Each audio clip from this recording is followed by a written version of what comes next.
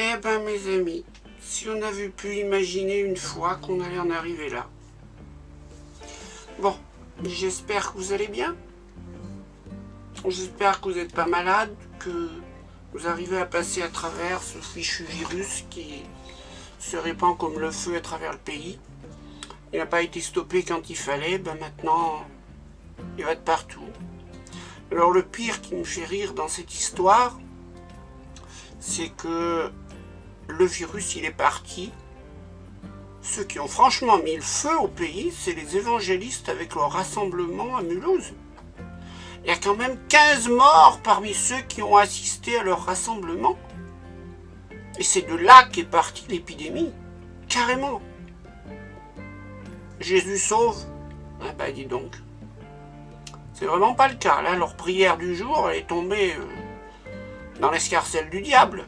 C'est pas possible.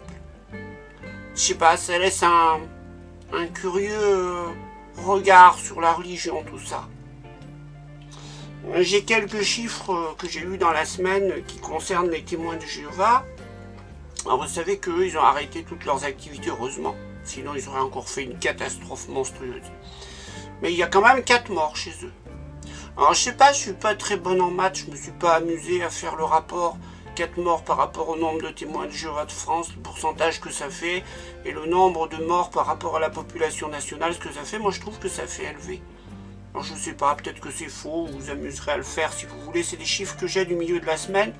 En tout cas, 4 morts du coronavirus, ça montre qu'ils se sont contaminés où? Ils se sont contaminés à la salle du royaume. Alors ça veut probablement dire qu'il y a d'autres surprises qui nous attendent encore. Hélas, concernant certains témoins de Jéhovah, j'attends un petit peu de savoir comment ça va se passer. Alors heureusement, ils ont vite compris qu'il fallait arrêter absolument les rassemblements, ils l'ont fait. On peut quand même dire que c'est bien, parce que sinon ils auraient quand même semé le bazar partout. Maintenant, il y a une chose qui est sûre, c'est qu'ils sont surveillés et qu'ils sont obligés de faire de la prédication par téléphone. Vous savez, ils n'ont pas arrêté les rapports. Alors les gens qui sont chez eux et qui sont confinés et qui ont le malheur d'avoir leur nom dans l'annuaire, à mon avis, ils doivent recevoir des appels des témoins de Jéhovah. Je vous appelle pour vous dire une bonne nouvelle. Visitez notre site jw.org. Vous allez voir un petit peu comme la Watchtower fait bien les choses. Oui, parce que c'est vrai, le site jw.org s'est un petit peu modifié cette semaine. Alors il s'est un petit peu mis à la page pour dire tout ce que la Watchtower fait en cas d'épidémie, comme elle traite bien les choses. Il y a un article sur l'épidémie d'Ebola en Afrique. Alors la Watchtower a montré comment elle est pleine de sollicitude et comment elle fait les choses bien. C'est pas pour dire voilà, on a essayé de sauver telle et telle personne. Non, c'est pour jeter des fleurs sur la Watchtower, ce truc-là. Uniquement ça. Il y a aussi le discours de Stephen Lett qui a été traduit dans toutes les langues. Alors Stephen Lett commence par dire que c'est pas étonnant qu'il y ait une épidémie parce que ça correspond aux signes qu'a donné le Christ sur les derniers jours et à ce qu'il a dit. Comment qu'il a dit ça? Cet homme, il a dit « Nous vivons le dernier des derniers jours. » Le dernier des derniers jours. Alors je sais pas d'où il sort ça. Qu'il y allait avoir une épidémie et que suite à cette épidémie, il y allait avoir Armageddon. Je ne sais pas s'il y a un ange qui est venu lui rendre visite la nuit en mobilette, en passant à travers les contrôles de police du confinement, qui est venu annoncer à Stephen Lett que suite à l'épidémie du coronavirus, il allait y avoir un Armageddon. Armageddon, donc si le coronavirus, on a fini avec l'épidémie, le déconfinement et tout le bazar à la fin juin, Armageddon a lieu en juillet-août, alors en plein pendant les congés. Mais c'est complètement fumeux de genre de théorie. Mais bon, pour lui, c'est comme ça. D'ailleurs, il s'inquiète uniquement des témoins de Jéhovah. Il ne s'inquiète pas de la population en général. Mais, parce que c'est toujours pareil, ils se croient à l'abri, eux, là-bas, les gringos. Ils sont dans leur bétel, là-bas. Il va rien leur arriver, oui. Moi, je leur souhaite pas, mais vu comme leur président aux États-Unis, il a pris à la légère l'épidémie au départ, puis maintenant il y a le feu dans le pays, croyez-moi, ça va être dramatique aux États-Unis. ça va être dramatique aux États-Unis. Il va y avoir des morts aux États-Unis. Surtout avec un système de santé qui soigne que les riches. Je crains le pire aux États-Unis. Donc on va voir comment ça se passe là-bas, mais si le coronavirus prenait dans un milieu confiné tel que le Bethel, c'est un peu comme une prison. Hein. En France, on libère des prisonniers justement pour desserrer dans les prisons au cas où. Mais là-bas, c'est un petit peu pareil. Hein. Si le virus il rentre dans le bâtiment, je sais pas comment ça va se finir. Alors moi, je ne leur souhaite pas, mais les choses, elles sont ainsi. Il y a aussi leur mémorial qui va avoir lieu dans pas longtemps. Alors, à ce que j'ai appris récemment, donc il n'y a pas de rassemblement, hein, donc c'est le mémorial chacun chez soi, donc ils doivent tous être en train de faire leur pain à Zim. C'est peut-être pour ça qu'il n'y avait plus de farine à Leclerc. Hier, c'est les témoins de Jéhovah qui ont acheté toute la farine, je ne sais pas, il n'y avait plus de farine. En tout cas, donc ils doivent faire le pain. Ils doivent faire le vin, puis je sais pas, j'ai entendu parler de visioconférences, de choses comme ça. Mais ça va quand même être ubuesque, ce truc-là. Alors j'imagine la personne qui est seule chez elle, au moment du passage des emblèmes, elle va prendre le truc, elle va soulever comme ça, elle va reposer, elle va prendre le vin, elle va soulever comme ça, elle va reposer. Ça fait quand même un peu ridicule. Enfin, il y a un truc dont je suis pratiquement certaine, c'est qu'ils vont tous prendre au moins un des emblèmes cette année. Parce que la Watchtower recommande de prendre un bon vin pour les emblèmes, c'est-à-dire ça va être soit du Bordeaux, soit du Bourgogne. Il ne va pas être jeté dans l'évier, hein. Non. Connaissant les témoins de Jéhovah, la cérémonie terminée, ils vont le siffler. Ça, je me fais pas de doute sur le sujet. Cette année, ils vont prendre les emblèmes. Au moins un, il sera pris. Il n'y a pas de souci là-dessus. Alors voilà ce qui est de l'actualité des témoins de Jéhovah. Je voulais vous parler cette semaine, en fait, je voulais faire autre chose. Je voulais parodier un rendez-vous de service parce que j'essaye de réfléchir un petit peu sur les choses très débiles que faisaient les témoins de Jéhovah. J'ai tellement vu des rendez-vous de service être une débilité absolue que j'ai envie de me moquer de ça une fois bien comme il faut. Mais vu ce que j'ai vu cette semaine parmi les ex-TJ, je voulais vous parler de notre regard sur les gens. Est-ce qu'on a un bon regard sur les gens en général? Pourquoi je vous parle de ça? Parce que quand on a passé des années chez les témoins de Jéhovah, on a appris à détester les gens.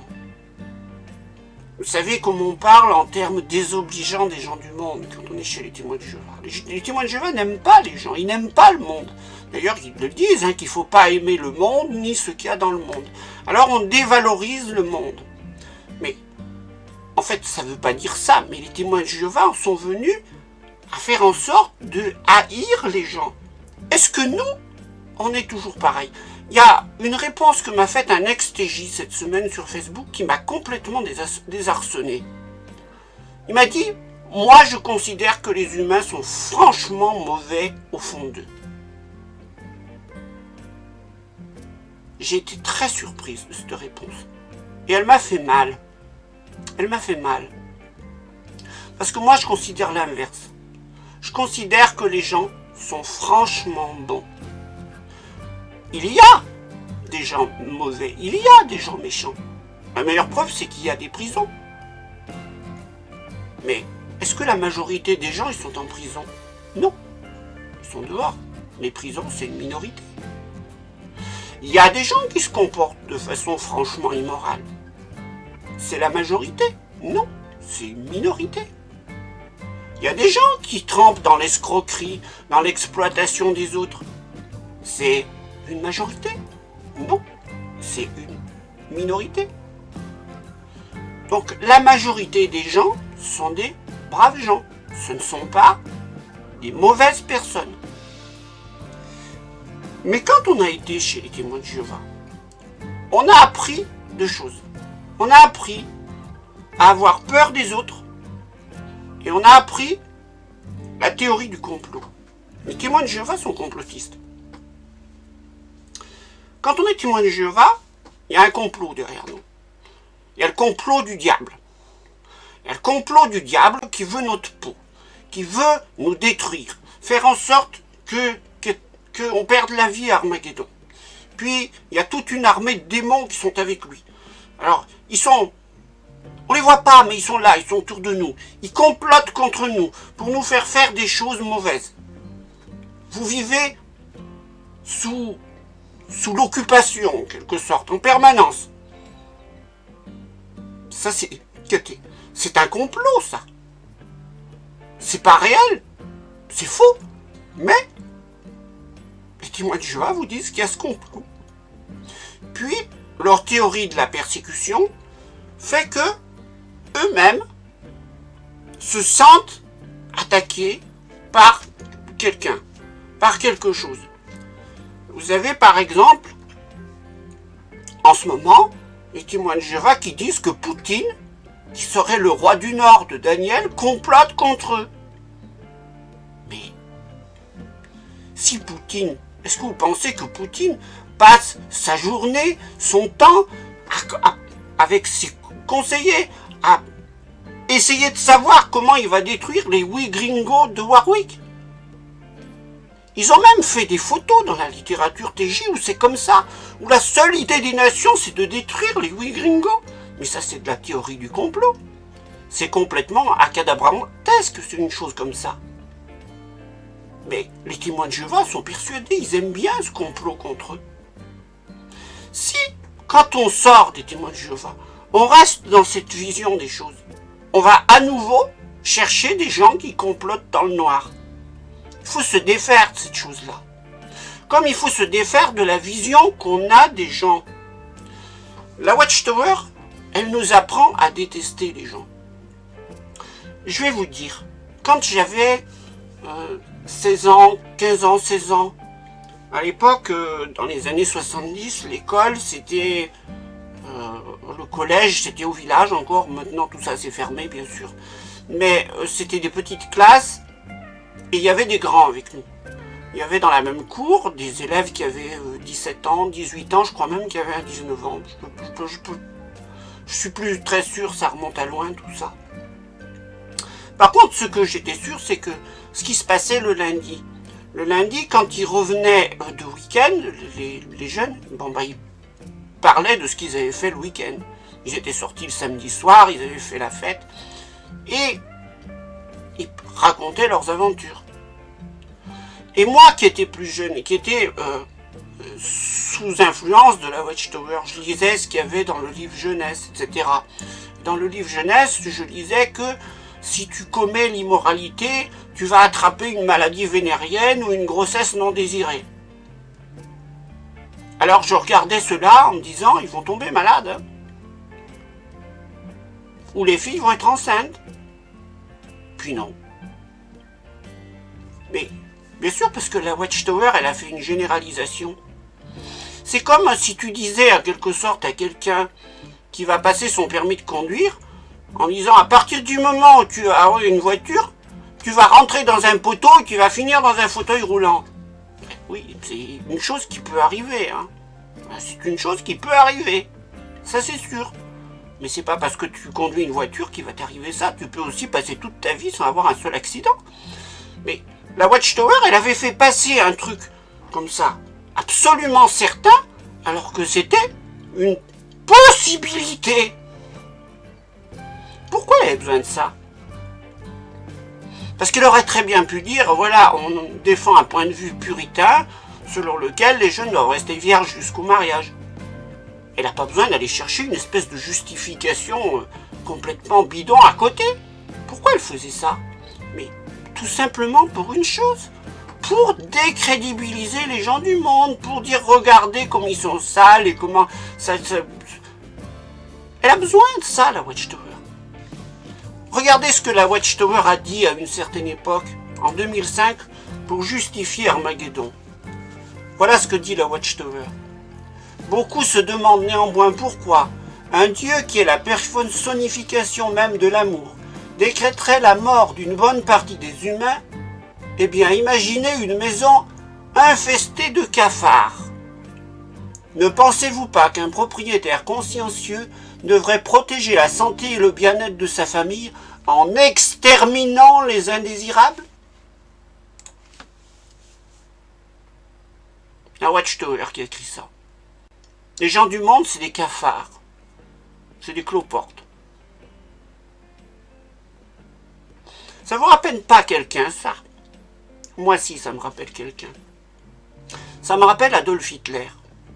Adolf Hitler, avant de se lancer dans l'extermination et le génocide des Juifs, il a passé tout un temps et toute une partie de sa vie à écrire de la littérature, à faire des discours, pour présenter les Juifs sous un mauvais jour et dire en quelque sorte aux Allemands après: je fais preuve d'amour envers le peuple allemand en éliminant les indésirables, les cafards, les cloportes que sont les Juifs. Qu'est-ce qu'elle fait, la Watchtower? Elle essaye de justifier Armageddon, elle essaye de justifier le génocide qu'elle veut, qu'elle revendique, en faisant passer les gens qui nous entourent pour des cafards, pour des cloportes, pour des gens qui valent rien. C'est abominable ce que fait la Watchtower. C'est abominable. Mais réfléchissons. Est-ce que nous-mêmes, on est resté influencés par cette vision? Il faut pas rester influencé par cette vision. C'est pas très bon. C'est pas comme ça que sont les gens. La majorité des gens sont des braves gens. La majorité des gens, ils se comportent pas mal. Oui, il y a des gens qui se comportent mal. Hein? On va parler de gens très connus. Il y a eu des Adolf Hitler, il y a eu des Franco, il y a eu des Mussolini, il y a eu des Pol Pot, il y a eu des Staline, il y a eu... Ouais. Oui, il y a eu tout cela. Mais à côté, il y a eu Abraham Lincoln, qui a aboli l'esclavage. Il y a eu Nelson Mandela, qui a modifié profondément son pays pour abolir le racisme. Il y a eu Gandhi. Il y a eu tout plein d'autres dirigeants qui ont fait du bien à certaines époques. La majorité des gens font le bien. Et ça, il faut se le mettre dans la tête. Sinon, on apprend à détester notre entourage. On apprend à avoir peur des gens. Je vais vous expliquer ce qui m'est arrivé il y a environ 2 ans. Je me promenais dans mon entourage, ici. Puis un jour, j'ai changé de chemin. J'ai été faire le chemin des Crêtes un peu plus loin, là où on a une belle vue sur la montagne. Et à un moment, on passe près d'une maison. Et alors que j'approchais cette maison, j'ai été prise de panique. Complètement. J'avais peur. J'étais presque sur le point de dire: faut que je passe près d'une maison, je peux pas, faut que je fasse demi-tour. Puis d'un seul coup, j'ai dit: mais pourquoi t'as peur d'une maison? J'ai réfléchi. Et puis je me suis aperçu qu'en fait j'avais peur de cette maison tout simplement parce que je l'avais faite en prédication. Et que quand j'allais vers une maison en prédication, j'avais peur parce que bien sûr j'essayais de refiler des tours de garde et que les gens ils prenaient ça pas bien, ils prenaient ça mal et qu'on était rejetés. Et donc, j'avais peur des gens.